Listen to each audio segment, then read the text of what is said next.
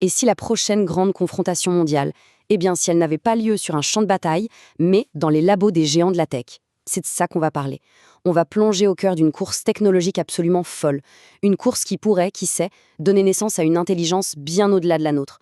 C'est la course à la super IA. 300 millions de dollars. Non, non, ce n'est pas le budget du dernier film hollywoodien, c'est le prix pour débaucher un seul, oui, un seul ingénieur. C'est une somme qui donne carrément le vertige, non? Et ce chiffre, il dit tout. Il symbolise à lui seul l'intensité de cette bataille qui se joue dans l'ombre, une véritable guerre pour s'arracher les meilleurs cerveaux de la planète.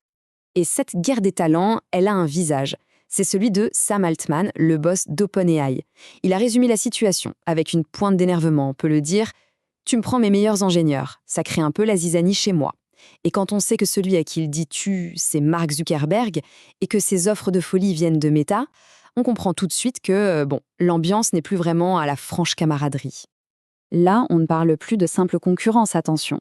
C'est carrément un pillage organisé. Des boîtes comme Meta, elles sortent des moyens, mais colossaux, pour aspirer les meilleurs experts, quitte à mettre leurs rivaux complètement par terre. Mais la question, c'est pourquoi? C'est quoi le but? Quel est ce Graal qui justifie une telle folie?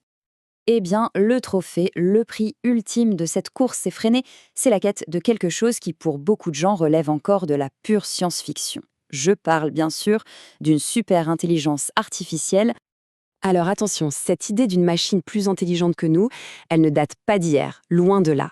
Ça fait des décennies que ça trotte dans la tête des scientifiques. Déjà en 1965, un mathématicien, Irving Good, parlait d'une explosion d'intelligence. Pendant longtemps, ça restait très théorique, un peu un fantasme. Mais tout a changé avec des avancées techniques majeures et notamment en 2017, la publication d'un article scientifique qui a tout changé. Transformer, c'est la pierre angulaire de toute l'IA moderne qu'on connaît aujourd'hui. Mais soyons bien clairs sur ce qu'on entend par là. L'objectif, ce n'est pas juste de créer une IA aussi intelligente qu'un humain. Non, non, non. L'ambition, c'est de créer une intelligence des centaines, peut-être même des milliers de fois supérieure à l'intelligence de toute l'humanité réunie. Oui, ça donne le vertige, complètement.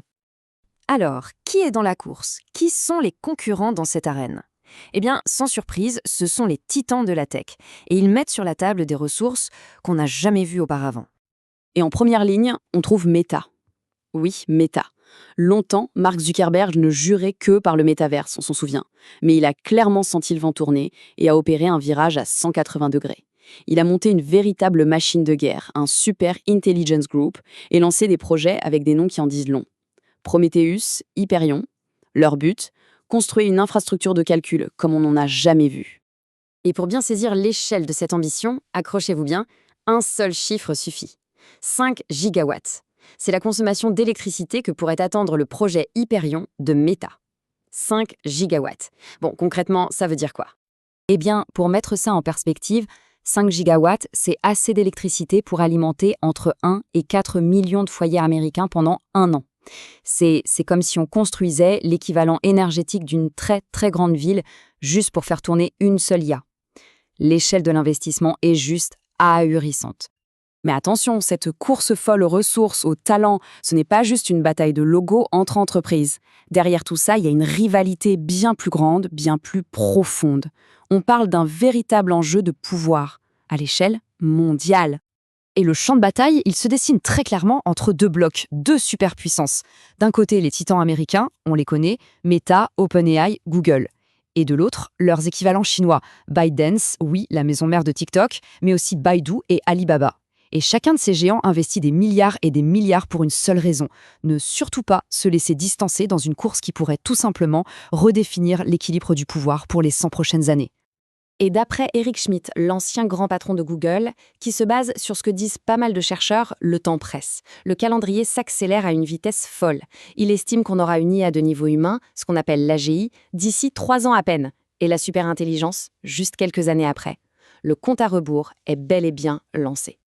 Cette peur, elle porte un nom. Une formule choc, trouvée par un célèbre think tank américain, la RAND Corporation. Il parle du risque d'un Pearl Harbor numérique. Mais qu'est-ce qui se cache derrière cette expression?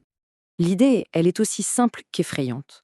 Le premier pays, la première nation qui maîtrisera cette technologie pourrait prendre une avance tellement énorme, tellement décisive sur tous les autres, que ça créerait un bouleversement géopolitique immédiat, et peut-être même irréversible.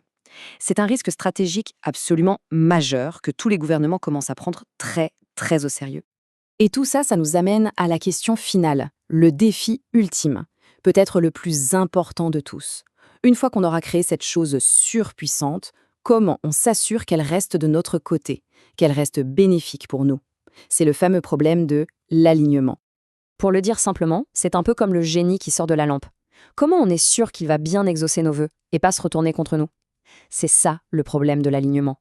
Parce qu'une intelligence des milliers de fois supérieure à la nôtre pourrait très bien développer ses propres objectifs. Des objectifs qui pourraient nous sembler complètement absurdes, incompréhensibles, au pire, dangereux. Cette angoisse, elle est tellement profonde qu'elle a donné naissance à des expériences de pensée qui sont vraiment dignes d'un film de SF. Il y a par exemple le fameux basilic de Rocco. C'est un peu tordu, mais l'idée c'est qu'une future super IA pourrait décider de punir, dans le futur, tous ceux qui, aujourd'hui, n'ont pas aidé à la faire naître. C'est une sorte de fable philosophique un peu extrême, mais qui montre bien une chose. La logique d'une super-intelligence pourrait nous être complètement étrangère. Et pour finir, c'est peut-être une réflexion d'un chercheur français, Tom Wolfe, qui résume le mieux tout le défi qui nous attend. Face à cette course complètement folle, il nous rappelle une chose simple. Notre capacité à faire un pas de côté, à réfléchir, à prendre du recul, ça, c'est profondément humain. Et il nous met en garde. Il ne faudrait surtout pas détruire ça en donnant tout à la machine. Alors que la technologie s'emballe, la vraie question n'est peut-être plus de savoir si on peut créer ce du numérique, mais plutôt de savoir si on le doit.